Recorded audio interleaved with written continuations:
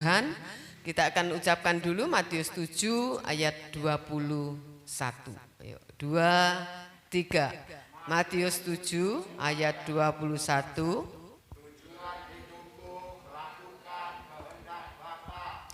Puji Tuhan. Mari kita berdiri bersama, angkat Alkitab kita.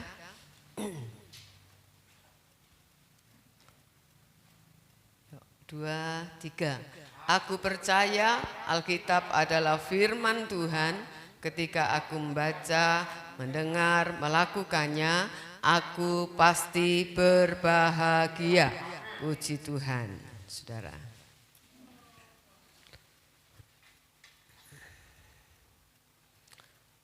Pada pagi hari ini saya berikan judul khotbah saya, selera jiwa, ya, selera jiwa. Saudara, sejak manusia lahir ke dalam dunia ini, maka dunia telah mengajarkan bagaimana memberi penghargaan, memberi nilai terhadap sesuatu.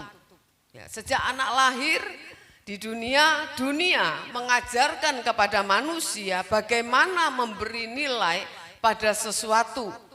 Sesuatu itu bisa berupa kehormatan, bisa berupa pangkat, bisa berupa gelar, bisa berupa penampilan, bisa berupa kekayaan dan lain sebagainya. Makanya seringkali kan begini ya, ketika orang semakin kaya, orang lain semakin hormat, gitu ya. Ya, semakin menghormati. Makin orang tidak punya apa-apa, orang kurang hormat, saudara ya. Nah, jadi semakin orang berkedudukan tinggi, orang juga semakin menghormati, tidak berani sembarangan, saudara ya. Nah, jadi kita melihat itu. Jadi kita melihat, saudara, kalau seorang anak lahir di keluarga yang aktif di bidang pendidikan, ya, yang aktif di bidang pendidikan, biasanya anak-anaknya memandang gelar itu sebagai nilai tinggi di dalam kehidupan. Jadi orang yang sukses, orang yang berhasil, orang yang terpandang itu kalau gelarnya banyak gitu ya. Semakin banyak gelarnya, wah, semakin merasa dihormati gitu ya. Nilai hidupnya itu digelar. Jadi gaya hidupnya akan sangat dipengaruhi. Itu sebabnya seringkali kalau saudara lihat ya memang enggak semua, tetapi rasanya hampir-hampir seperti itu. Kalau orang tuanya guru, anaknya kadang-kadang pengen ya jadi guru. Orang tuanya dokter, anaknya salah satu bisa, dokter Eli itu tiga-tiga jadi dokter, saudara ya. Bisa gitu loh, termotivasi untuk seperti itu. Nah saudara, nah jadi kita melihat bahwa dunia ini menuntut seseorang untuk memiliki cara berpikir, untuk memiliki selera jiwa seperti dunia sekitarnya. Saudara, seperti dunia sekitarnya. Coba kita akan melihat ya. Sayang sekali ya, poinnya enggak apa-apa dah. Lukas pasal 17 ayatnya yang ke-32. Lukas 17 ayat 32.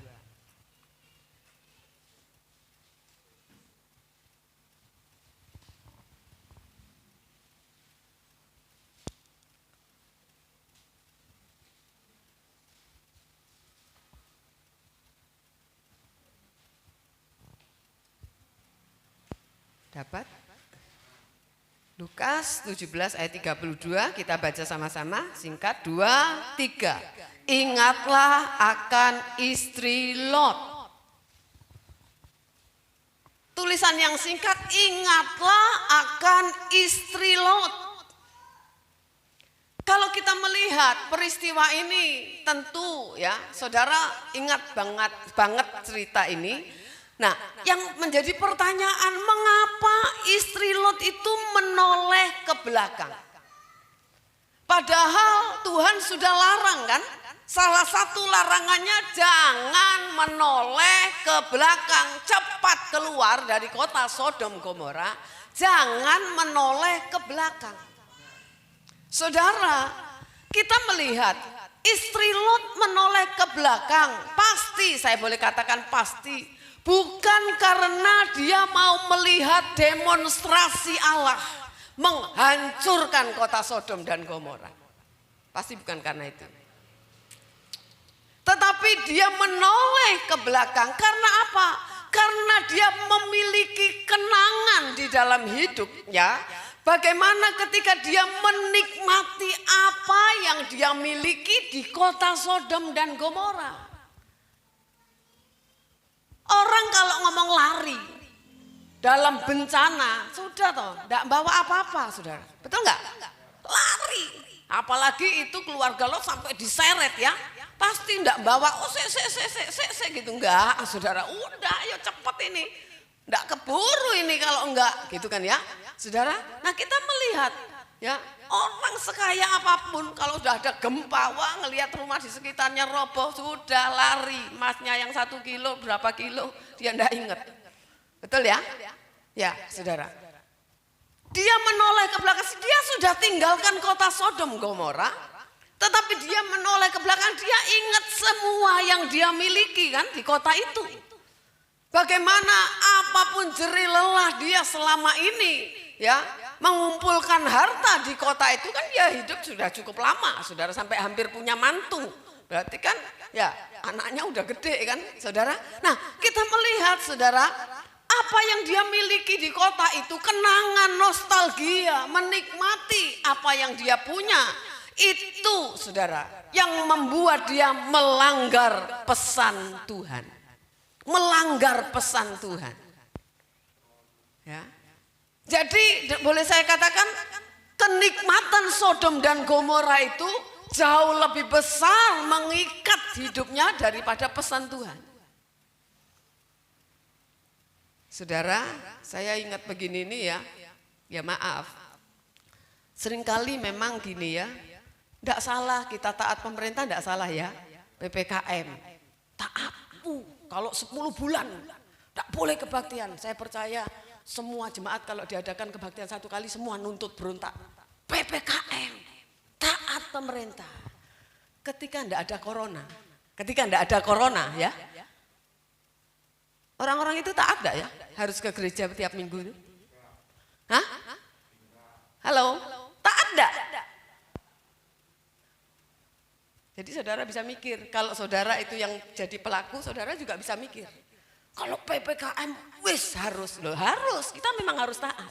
Tapi pertanyaannya, ketika Tuhan yang suruh saudara tidak tinggalkan jam ibadah, jam ke gereja, taat enggak?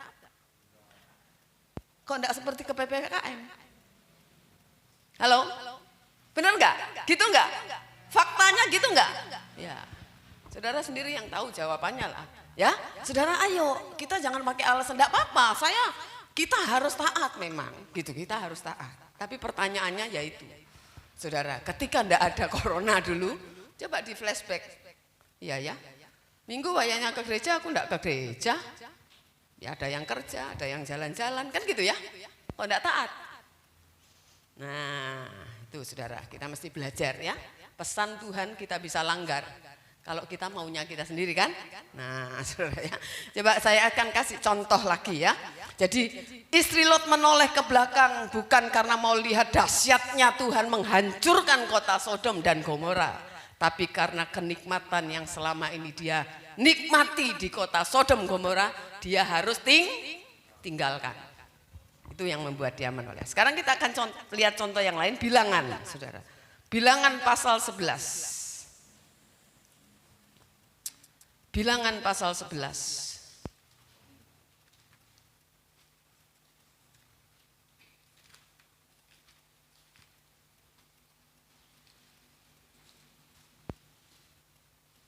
Bilangan pasal 11 ayat 5 dan ayatnya yang ke-6. Saya akan bacakan aja, saudara ikuti. Bilangan 11 ayat 5 dan ayatnya yang ke-6.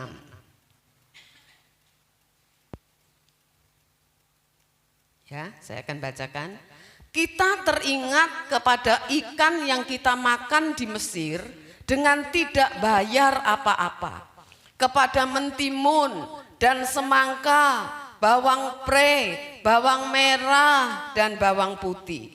Tetapi sekarang kita kurus kering, tidak ada sesuatu apapun kecuali mana ini saja yang kita lihat. Ini keluhan bangsa Israel. Wah, dibawa keluar dari Mesir ini ndak enak, dia bilang itu. Kita ndak bisa makan makanan di Mesir yang biasanya kita nikmati. Ya, itu semua dia ingat, saudara. Mereka bilang ndak bayar apa-apa, sama bilang ndak bayar. Bayar nggak mereka? Bayar pakai tenaga mereka, pakai nyawa mereka bahkan. Mereka jadi budak kan di sana. Saudara, tidak bisa semaunya. Kalau kita baca keadaan itu, mengapa sampai mereka berteriak kepada Tuhan? Karena tidak kuat. Sudah menderita, diperbudak, semakin lama semakin ditekan. Ya, tadinya jerami disediakan, sekarang tidak usah jerami. Pokoknya jumlah batu bata harus tetap jeraminya cari sendiri. Loh, saudara, semakin hari semakin ditekan mereka. Tapi mereka bisa loh. Ketika mereka sudah keluar dari Mesir, mereka masih bisa bilang, ini bosen makan mana terus ini. Loh, kalau mana itu udah langsung turun, mereka tinggal ngambil di depan rumah. Saudara, nggak usah berseri lelah yang bagaimana kan, cuma ngambilin aja. Tapi mereka merasa apa? Marah mereka. Ya, saudara, kita melihat bangsa Israel dibawa keluar dari Mesir itu dengan tangan Tuhan yang perkasa, betul? Dengan 10 tulah loh diturunkan supaya mereka dilepas. Keperkasaan Tuhan yang luar biasa. Dengan perbuatan ajaib. Harusnya perbuatan ajaib dari Tuhan itu sudah cukup menjadi modal untuk mereka yakin bahwa Allah yang mereka percayai itu akan menjamin hidup mereka. Amin. Harusnya, saudara. Orang Mesir kena tulah, mereka enggak. Kan ada toh beberapa tulah, mereka enggak kena toh. Halo? Iya, saudara. Tapi kita melihat, saudara, di padang gurun mereka mulai bersungut-sungut. Kenapa? Ingat Mesir. Ingat Mesir, makan daging, makan bawang, di sini mana tok? Apa nih? Bosan. Saudara, kita melihat lidah, saudara, selera lidah ini, lidah mereka seleranya sudah terikat dengan selera lidah di Mesir, betul? Seperti saya katakan, tidak gampang loh, merubah selera lidah ini tidak gampang. Orang seneng makan asin disuruh makan masakan Jawa Tengah manis, tidak suka, saudara, enak rasanya gitu. Ya toh? Sebaliknya yang biasa makan manis, saudara, suruh makan asin masakan orang Madura rasanya condong asin ya. Nah, itu bingung juga gitu. Seperti saya katakan, selera lidah ini sulit.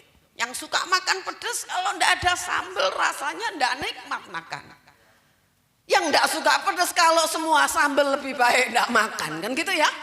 Bingung, saudara. Itu selera lidah. Nah, kita melihat setiap kali bangsa ini ingat kehidupan di Mesir, kenikmatan di Mesir, mereka marah kepada Musa. Saudara baca dah dalam perjalanan. Tiap kali ingat Mesir, mereka marah kepada Musa. Apa kamu ini? Bawa kami keluar, mau mati kami ini di sini. Betul kan ya? Apa ndak ada kuburan di Mesir? Kami harus keluar di sini mati di padang belantara ini.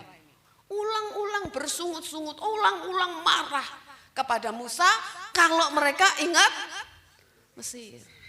Padahal Tuhan sudah berkata, Tuhan sudah berjanji kepada mereka, kamu itu tak bawa keluar dari Mesir, nanti kami menuju tanah perjanjian, tanah Kanaan, tanah yang permai, tanah yang subur, digambarkan oleh Alkitab berlimpah susu dan madu. Tapi itu tidak membuat mereka bisa bersyukur. Halo? Betul ya? Mereka selalu ingat Tuhan bawa mereka keluar dari Mesir selain menikmati tanah yang permai. Tuhan mau mereka menjadi bangsa yang bermartabat, bukan menjadi bangsa budak. Amin. Supaya mereka bisa mendirikan kerajaan nanti di sana. Mereka bisa boleh menjadi tuan, itu kan dikalahkan, suruh kalahkan itu semua bangsa-bangsa suku-suku yang ada di Kanaan. Ya kan? Supaya mereka jadi tuan tanah di situ. Tetapi kita melihat saudara, kenikmatan Mesir membuat bangsa Israel tidak menghargai janji Tuhan di dalam kehidupannya.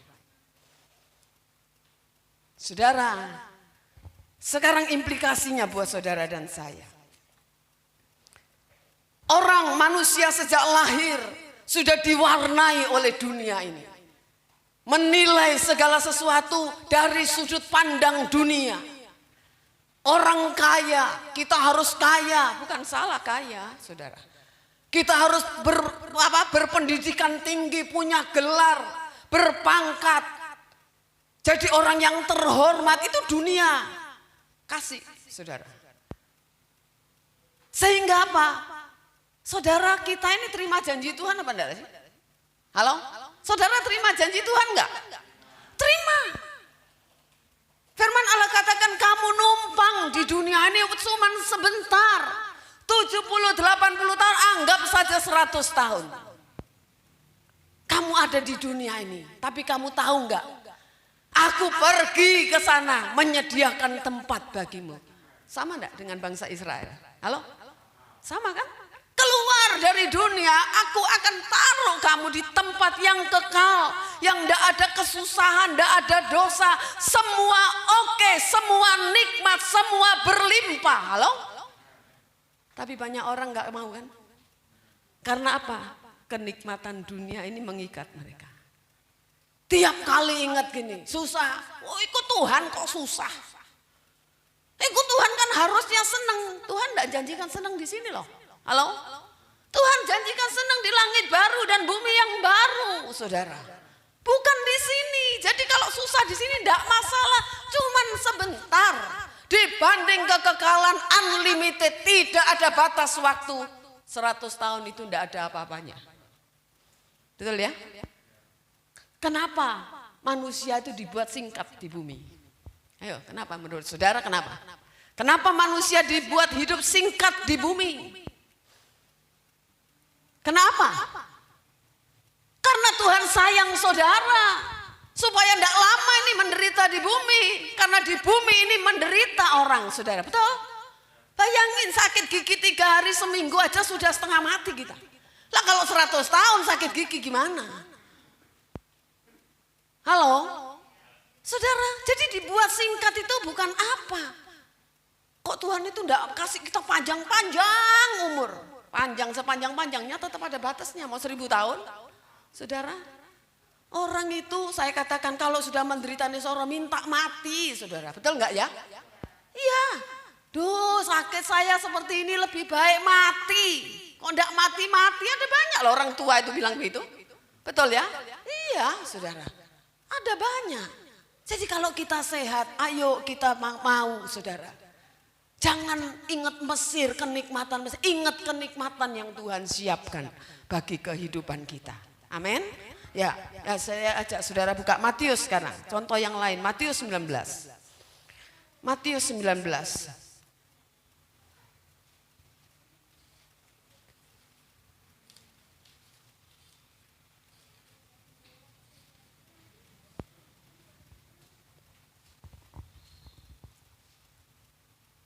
Ayat yang ke-16. Matius 19 ayat 16.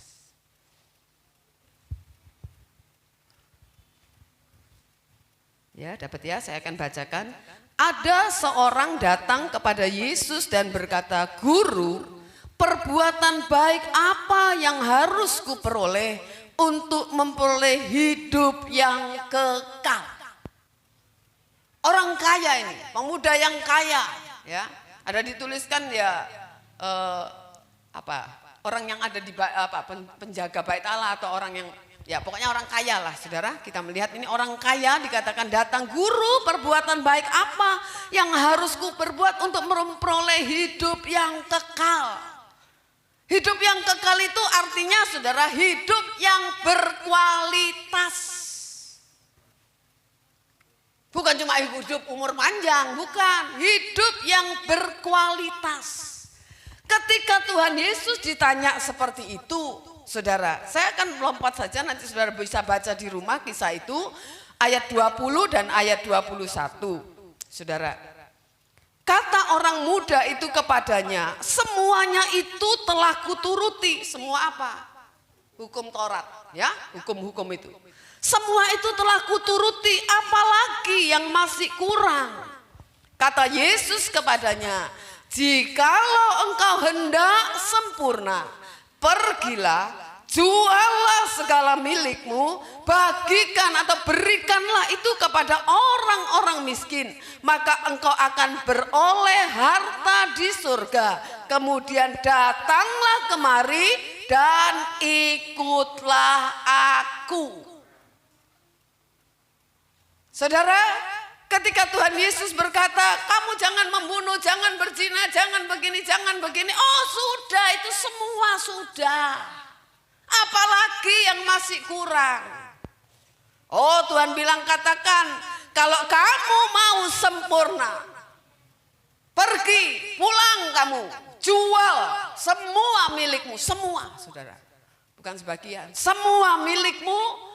Terus kemudian apa kalau udah dijual, uangnya bagi ke orang miskin. Habis dong. Habis enggak? Habis. Setelah habis, Tuhan bilang baru apa? Datang kemari, sini, ikut aku. Jadi harus habis dulu. Saudara, kalau kita melihat keadaan ini, saudara baca kisah ini, tidak semua orang kaya yang ketemu Tuhan Yesus suruh jual hartanya. Halo? Ketemu Sakius suruh jual nggak? Enggak toh? Sakius itu orang kaya, enggak disuruh jual. Dengan kata lain mengapa saudara? Disuruh jual, hanya dia loh dalam kisah di Alkitab ini. Hanya pemuda ini, kenapa? Karena hatinya terpasung dengan kekayaan. Tuhan tahu anak muda yang kaya ini hatinya terikat dengan kekayaannya. Makanya disuruh jual. Tuhan bilang barter. Mau nggak kamu? Buang semua itu, ikut aku. Ikut aku ini ikut yang dapat apa? Harta yang kekal. Kamu akan beroleh harta di sorga. Suruh barter kan? Halo? Disuruh barter. Habisin yang ada di dunia ini, lepaskan semua, kamu baru bisa dapat harta di surga. Barter, tuker. Kalau enggak bisa. Apa kita disuruh jual semua kita punya? Kasih ke gereja? Enggak, bukan itu. Jangan terikat, saudara. Saudara boleh punya kekayaan sebanyak apapun, jangan terikat. Karena firman Allah katakan, di mana hartamu, di situ hatimu. Jangan katanya. Makanya kumpulkan harta di surga supaya apa? Hatimu terikat ke surga, bukan terikat sama tabungan, bukan terikat sama apa. Saudara, jadi ini yang kita lihat saudara, Tuhan ajarkan. Jadi enggak ada alasan enggak bisa buat kita. Enggak ada alasan enggak bisa. Mana bisa seperti itu? Enggak ada alasan. Kalau saudara baca kisah ini, ketika murid-murid mendengar perkataan Tuhan kepada pemuda yang kaya ini, mereka gempar, mereka katakan, waduh, kalau seperti itu siapa yang bisa diselamatkan? Betul kan ya? Siapa yang bisa selamat? Kalau harus jual-jual semua itu, jadi dibuat jadi miskin sama Tuhan. Siapa mau? Siapa bisa?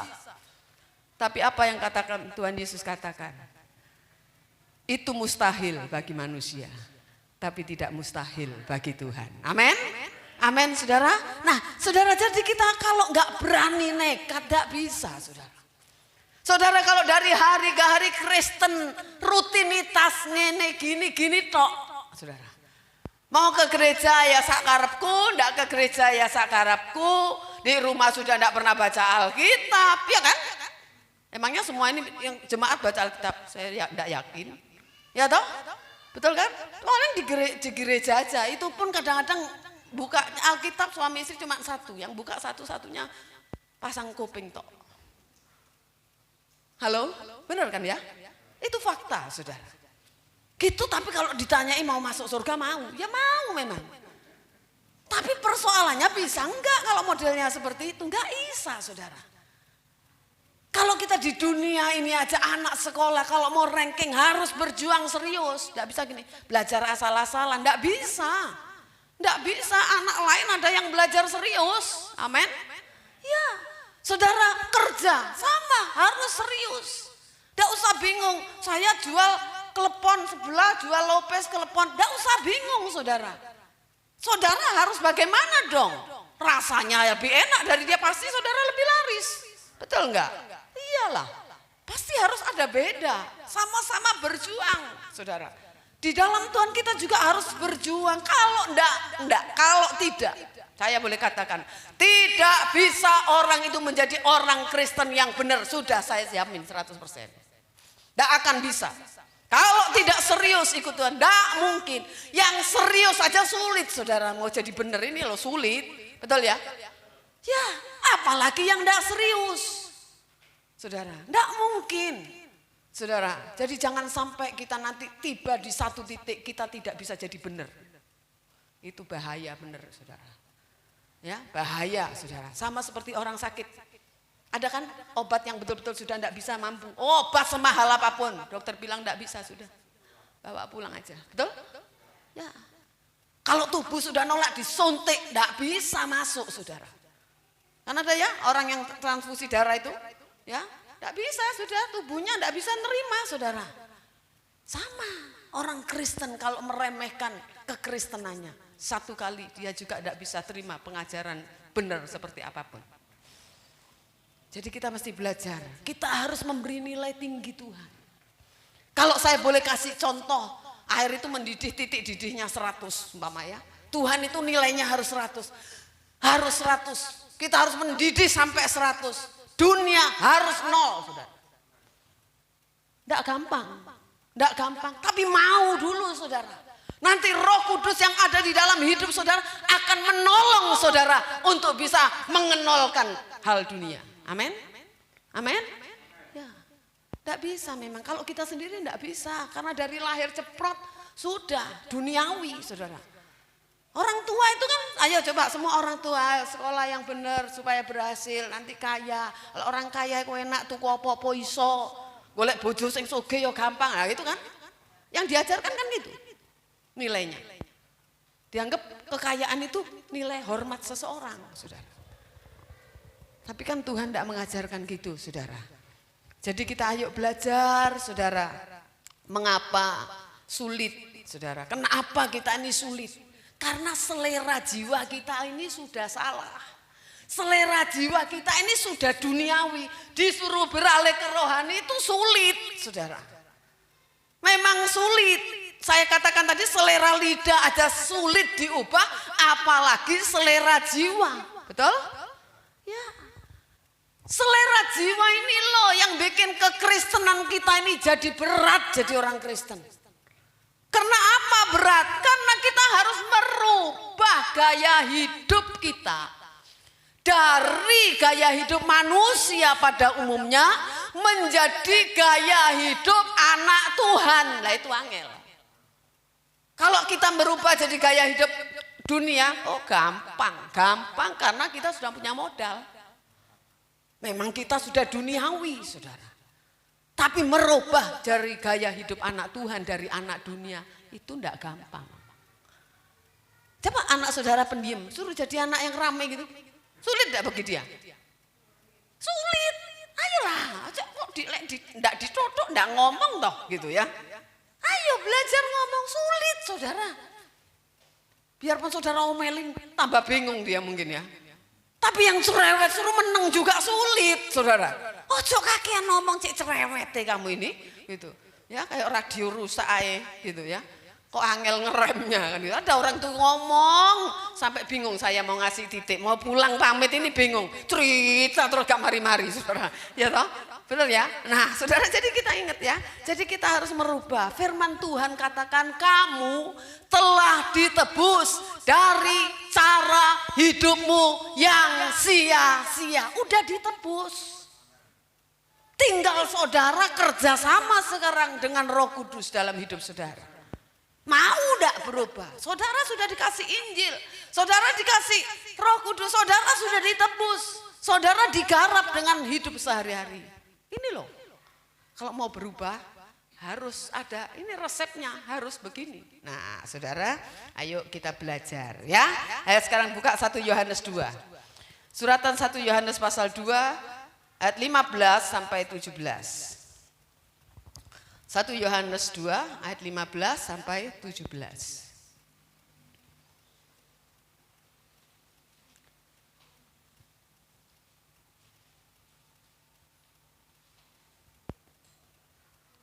Dapat ya? Saya akan bacakan aja, saudara ikuti. Janganlah kamu mengasihi dunia dan apa yang ada di dalamnya. Jikalau orang mengasihi dunia, maka kasih akan Bapa tidak ada di dalam orang itu.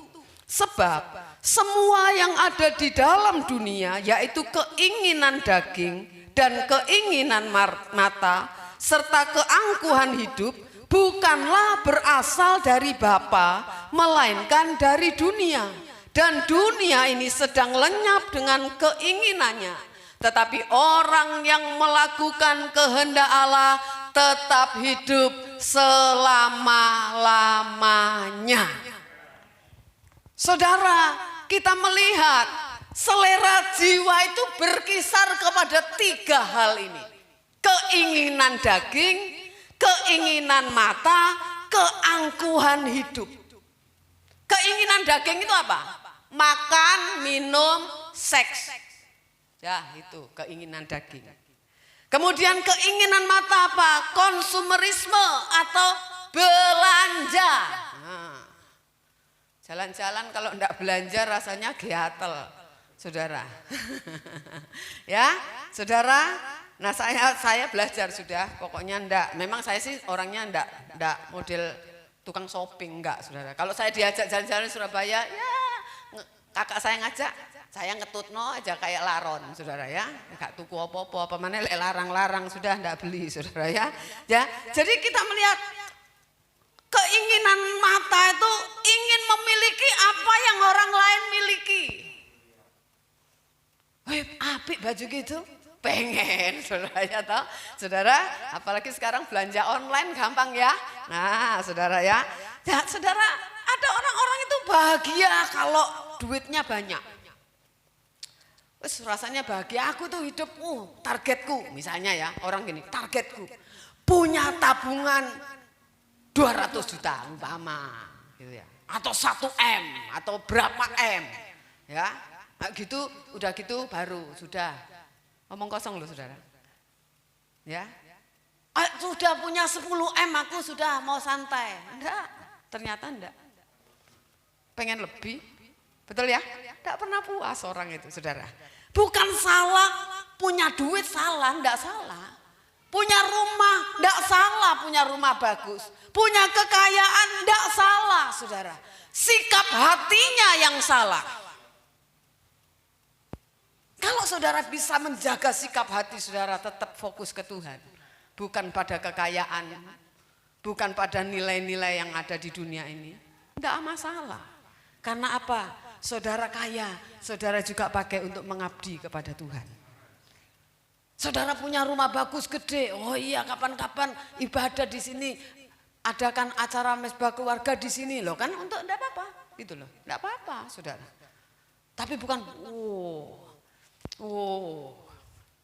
ya kalau ketemu sama orang yang diceritakan kekayaannya, mobilnya. Ya, pasang aksesoris ini aku entek sekian juta. Adu pamer, yang satu enggak mau kalah. Aku juga pasang, bos. Saudara, jor-joran, saudara. Jadi kita melihat keinginan mata, Ya. Belanja. Udahlah kita belajar ya. Sudah jangan terlalu belanja. Ya, Saudara. Beli baju sakit-sakit ya Saudara ya. Ya. Sudah prei ya Saudara ya. Urusi anak Saudara sekolah itu aja ya. Ya, Saudara. Terus kemudian apa? Keangkuhan hidup. Yaitu harga diri. Kehormatan, kebanggaan, itu keangkuhan hidup, Saudara. Gengsi. Saudara. Orang kaya itu kadang-kadang kalau ngomong apa ya? Judes gitu ya. Ngomong saenake dewek, nyuruh orang saenake dewek. Karena merasa punya duit, Saudara ya. Nah, Saudara, itu kan enggak boleh gitu. Itu kan merasa diri, oh, lu tahu, aku siapa? Nah, Saudara. Jadi kita melihat ayat 15 tadi, jangan kamu mengasihi dunia dan apa yang ada di dalamnya. Jikalau orang mengasihi dunia, maka kasih akan Bapa tidak ada di dalam orang itu.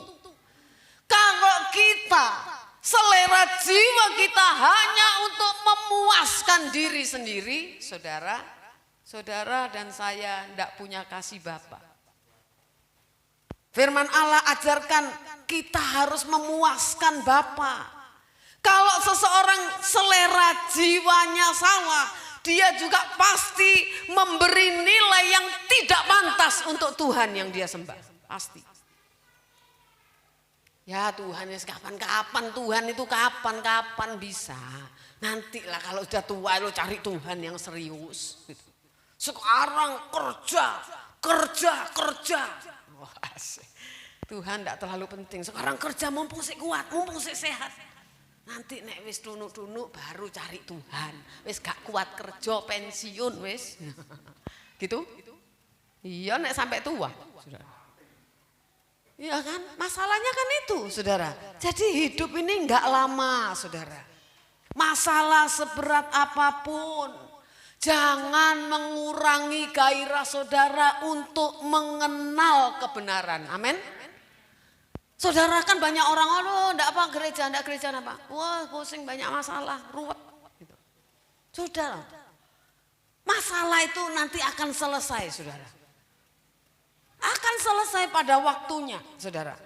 Yang perlu saudara harus punya gairah untuk mengenal kebenaran. Kenapa? Karena kebenaran ini saja yang akan merubah mindset. Tidak ada cara lain. Mujizat tidak bisa merubah orang. Tidak bisa merubah mindset orang.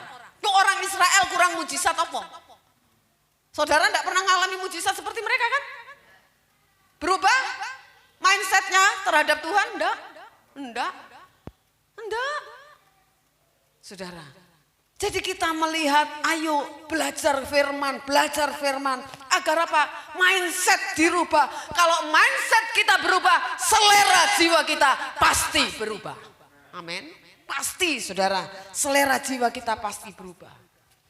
Kalau dulu kita mencari kesenangan diri sendiri, sekarang kita belajar mencari apa yang memuaskan dan menyenangkan hati Bapa di sorga.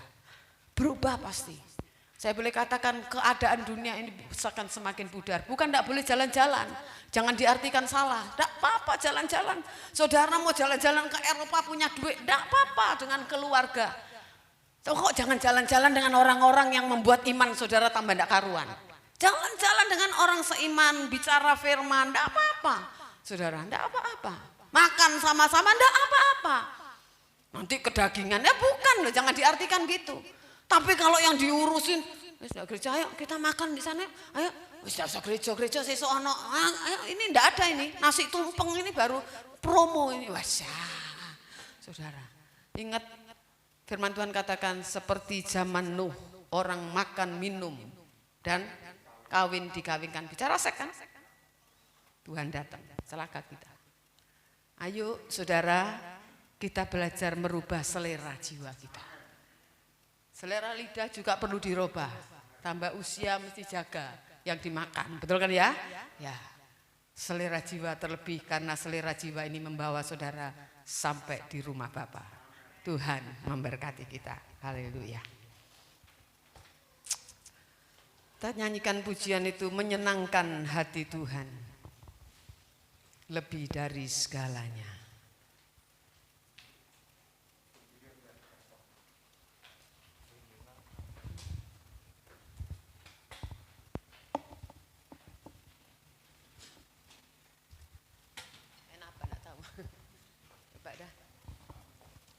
Coba C. A, oh ya, oke. Menyenangkan hati Tuhan. Mari saudara kita berdiri. Lebih dari segalanya, disingkatnya hidupku, kesempatan berharga karena anugerah-Mu. Di renungan hati ini, kata dan perbuatan, di semua rencanaku, semua cita-citaku, seturut kehendak-Mu. Engkau ciptakan aku untuk menyenangkan-Mu. Sepanjang hidup ini sampai di surga nanti, menyenangkan-Mu selalu. Di mana Engkau ada, haleluya, aku rindu berada. Engkau kesukaanku, batu karang perhentian, tak akan tergantikan.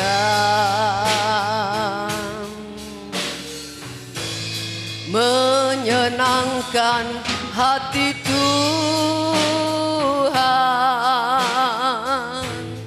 lebih dari segalanya. Disingkatnya hidupku, kesempatan berharga karena anugerah-Mu. Di renungan hati ini, kata dan perbuatan, di semua rencanaku, semua cita-citaku, seturut kehendak-Mu. Engkau ciptakan aku untuk menyenangkan-Mu. Sepanjang hidup ini sampai di surga nanti. Saya minta Ibu Elsa maju ke depan berdoa. Selalu di mana Engkau ada, aku rindu berada. Engkau kesukaanku, batu karang perhentian, tak akan tergantikan. Terima kasih Tuhan, kesempatan pada pagi hari ini kami dapat berkumpul di tempat ini untuk memuji membesarkan nama-Mu, terlebih untuk mendengar dari firman-Mu Tuhan. Kami membuka hati Tuhan, apa yang telah kami terima dapat kami lakukan dalam kehidupan kami sehari-hari. Kami akan belajar taat, kami akan mencari